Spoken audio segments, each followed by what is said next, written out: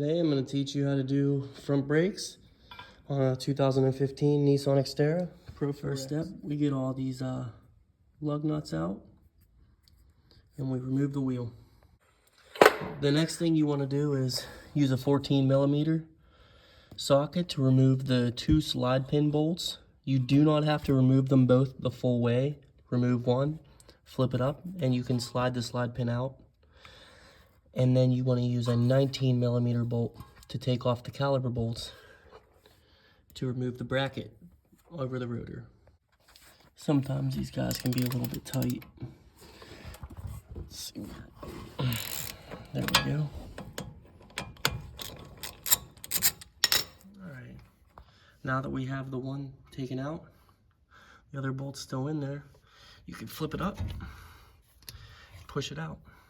And you want to clean up your slide pin and the bottom one that's still in. The boots are removable, and re-grease them. I like to set my caliper up here. You can also use a caliper hanging bracket. As you can see, I got these bracket bolts loosened up on the bottom and the top.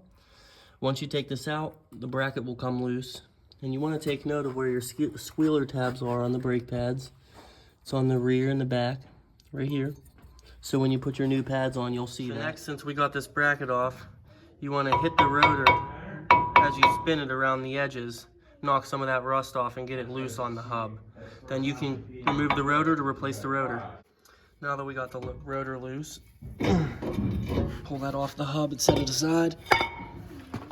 We're going to clean up the hub a little bit, and then we're going to start putting the new rotor and brakes on.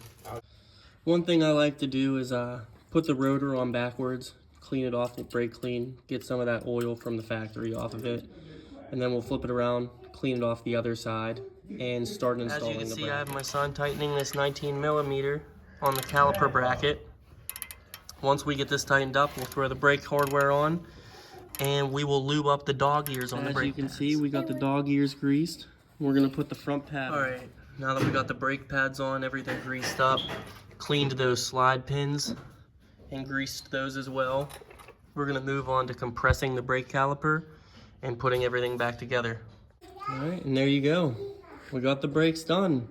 Now the last thing you want to do is just don't forget to, once you get your tire on, torque the wheel down to press your brake so that your caliper can re-extend. As always, thanks for watching. Comment or subscribe for more content.